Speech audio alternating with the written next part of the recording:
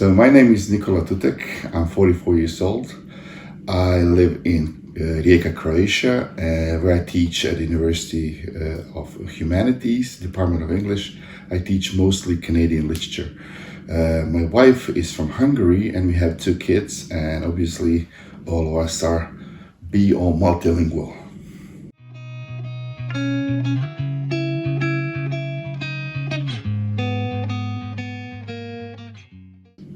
I speak Croatian as my mother tongue, right? And recently, Czechoslovakian version became a language, so I could say I also speak Czechoslovakian. I speak English and Hungarian, and then I guess a bit. My knowledge of Italian is a bit weaker than the others. And then after Italian would probably be basis of Spanish, and I can communicate in Russian because I lived in Russia, and I do speak some basics of Albanian and basics of Arabic, very very basic Arabic. Yeah.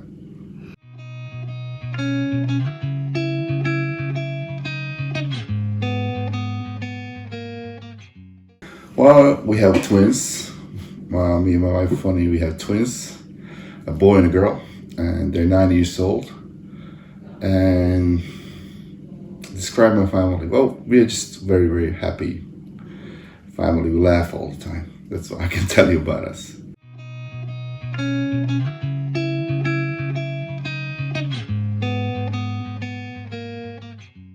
Yeah, so my wife speaks Hungarian with the kids and her parents as well.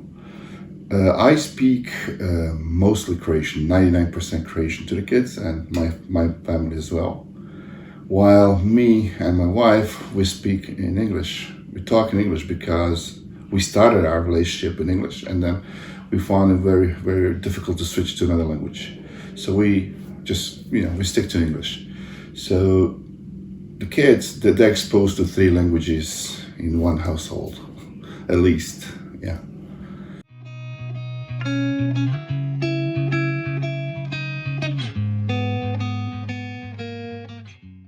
Well, I think that in the household, Hungarian dominates because, mother is a mother, So, mother, she has the upper hand on everything, and she talks the most. So, my wife talks the most, yeah. So, it's mostly Hungarian. While I speak a little bit less, but it's also like, it's there. Croatian is constantly there. Then you have TV and the media, which is in Croatian mostly, and English. But yeah, I would say that Hungarian maybe dominates for, just a little bit, yeah.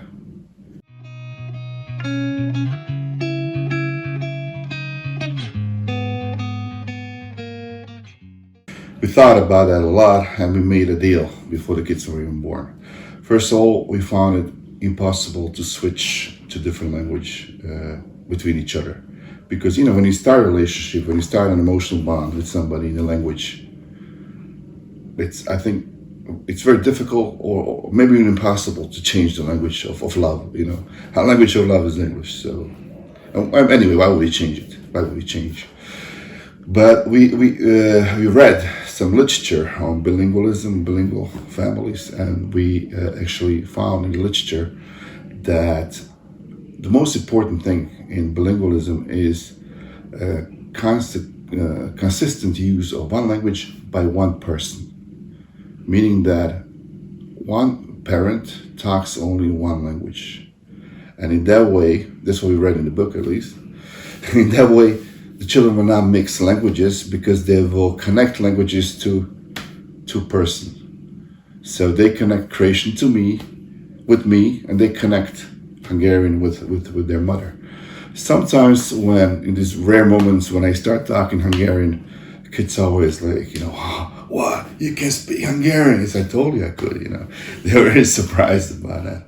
But yeah, we actually gave it a lot of thought, and we planned our, let's call it family language politics. We planned it, yeah.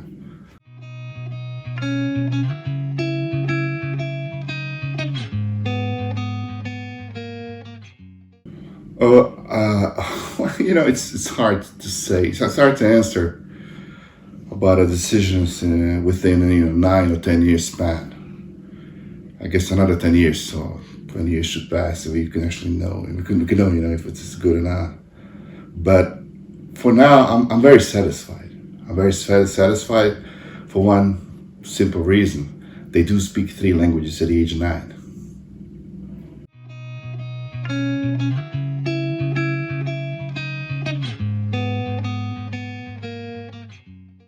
Well, yes, because they're older now, they're 9, they understand more, they're more aware of situations, so more often I speak in Hungarian or in English, because I know that now that will not cause any confusion. But we very often switch languages now when they're 9, and that's not going to confuse them now, because they already kind of developed, sort of, let's say, yeah. So yeah, it's a bit less tensed, less strict. No, it was never tensed. It's the wrong word, but it's less strict now, right?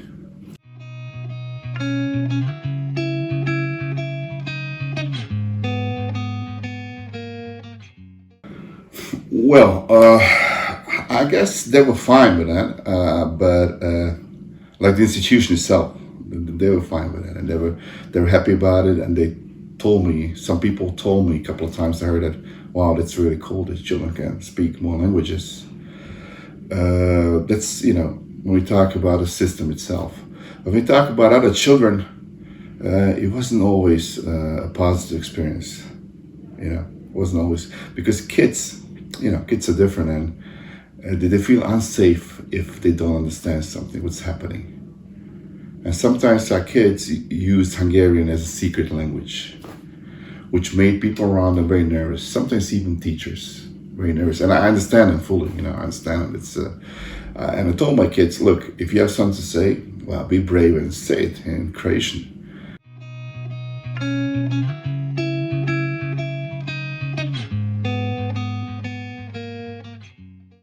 Discouragement, no.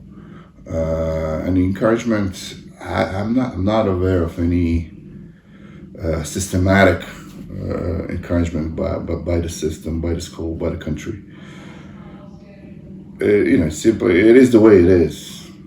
They talk whatever they want to talk. Okay, they have English as their second language in school. I guess that's something that does that count as something which is necessary, which is obvious, which is standard, or if it is counted as support? I don't know, but they learn English in school too.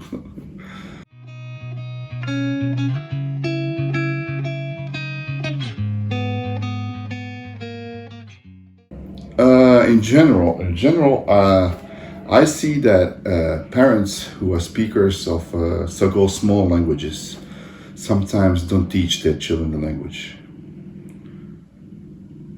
I mean that's like people don't see, I think, how important and how expensive is language learning. It's a gift. Somebody gives you a gift, and you go like, no, it's a small language. I don't want to speak that. I've noticed that a lot around me.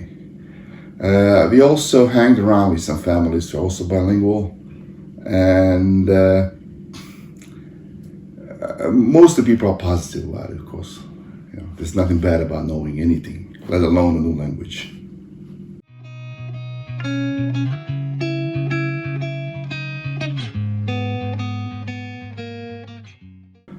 Well, the most important challenge was that we realized that each language actually had different, different impact on them, right? So because mom is the one who makes rules in the house, they kind of understood Hungarian as the language of rules. So if I would impose some rules on them in Croatian, they wouldn't take me seriously. So sometimes Croatian had to be shouted out in order to be taken seriously. That's one thing. It's really interesting because when you change the language, you kind of change the personality too. They're different in Hungarian, they're different in English, in Croatian, and when they speak English, they're like kind of copying us. So yeah, it's not easy to handle that. And the second problem is just the technical nature. I think it's simply mixing of languages, which did occur, not too much, but it did. So I always told my kids, okay, this verb formation is taken from Hungarian language, and you use in Croatian language. I can understand what you're saying, but it's not Croatian. So they kind of, I had to correct them a little bit, but otherwise, it was fine. Yeah.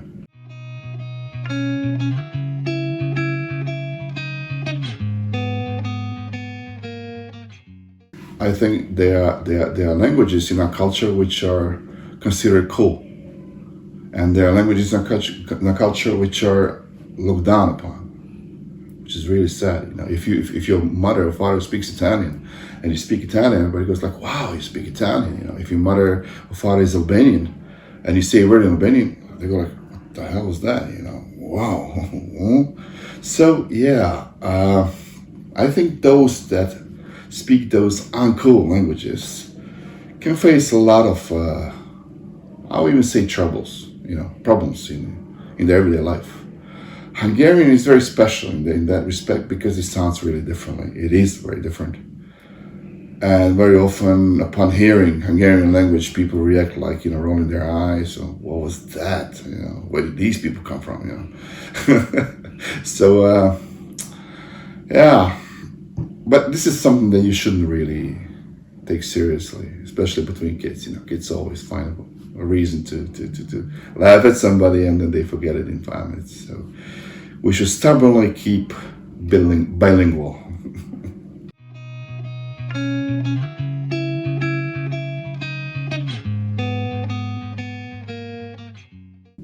We do have several associations, minority associations in Rijeka. One of them is Association of Rijeka Hungarians. They're quite active. They have their own premises, and they organize all kinds of festivities there. So this really helps. For example, more of that will help even more.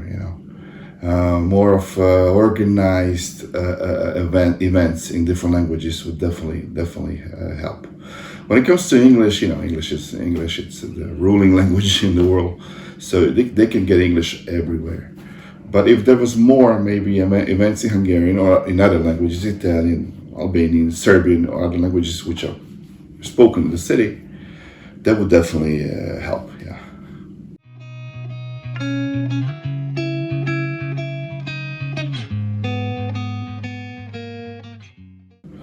Because I think that I experienced in my own life that knowing languages is something, very, very important.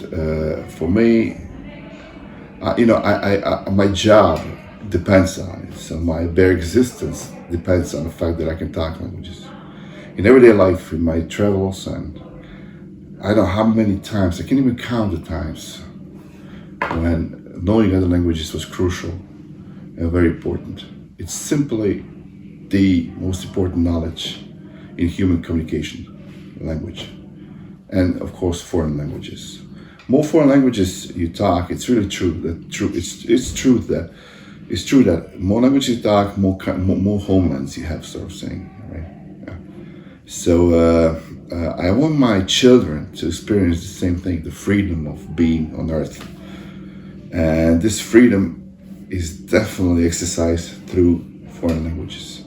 That's something I would like them to feel. That's something I would like them to be able to do.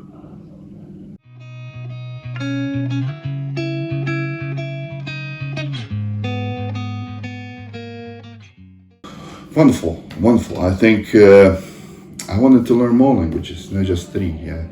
At this moment, now I'm thinking about even starting talking a bit more Italian with them, so they kind of absorb the basics of Italian as well.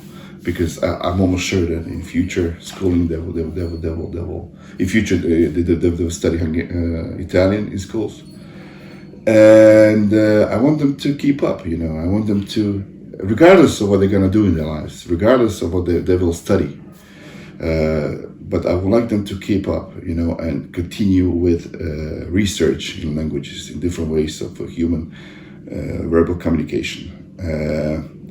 I think this is, first of all, it's fun. It's very interesting to me and to my kids, luckily.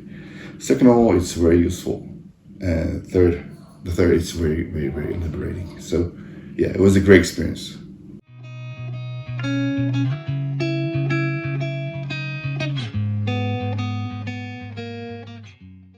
Yeah, really, just one advice. Besides, the theory that you should always talk just one language to your kids, I think that works. But the basic advice would be: do not let your language go to waste. Do not allow that your language, your mother tongue, is forgotten. No matter what your mother tongue is, it could be Swahili. You go like Swahili. I don't know how many millions and millions of people actually talk Swahili. Just because it's not on the list of the cool languages, right? Do not forget your language and give it to your children as a gift. People spend tens of thousands, if not hundreds of thousands of euros to learn a different language. It's an expensive gift, You don't just throw it away. Of course, it's not about money. It's more about other stuff that I mentioned before.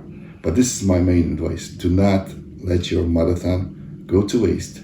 Teach your kids to learn the language.